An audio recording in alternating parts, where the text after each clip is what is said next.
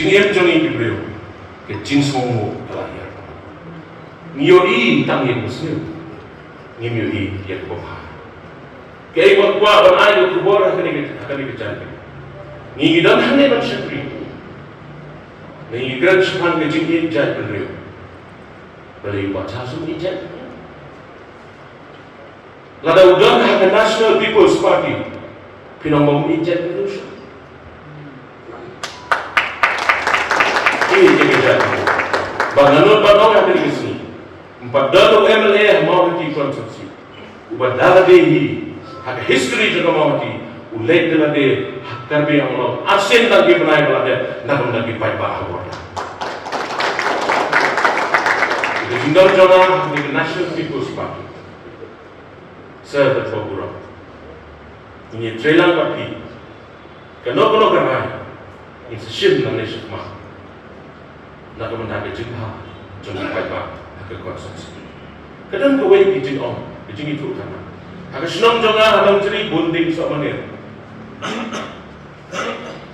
don't well run back on lalu si post ni niat di sama ni dan pria dan eriong militi siyo tentang iklan pada hindu yang lain lalu si senang buat pria iklan masa kaya ikaw mamut ba tao natin kasi ikaw lang ba? Kahit lang bro, ikikam, iba ka NPP ka natin. Jadi nagkakataw na yun banam tak konsensi ka jawaban, ang ito ito. Mga doon ka jingkren.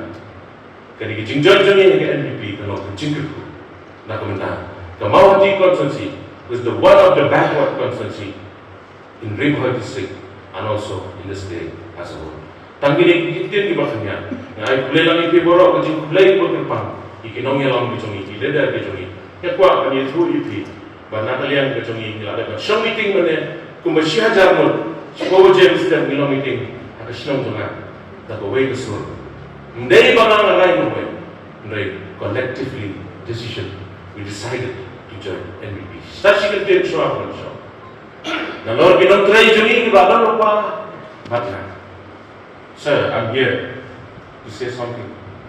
Now we have two groups, old and new NPP.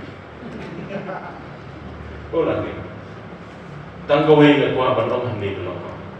Nagalian dyan ako munong ilang. Idon kami yung kijingin sila. Isko kumain yung kijingin doon lang, hindi idon lang. Nagka-block mo. Minion trailer. Adjustment should be there. Adjustment should be there.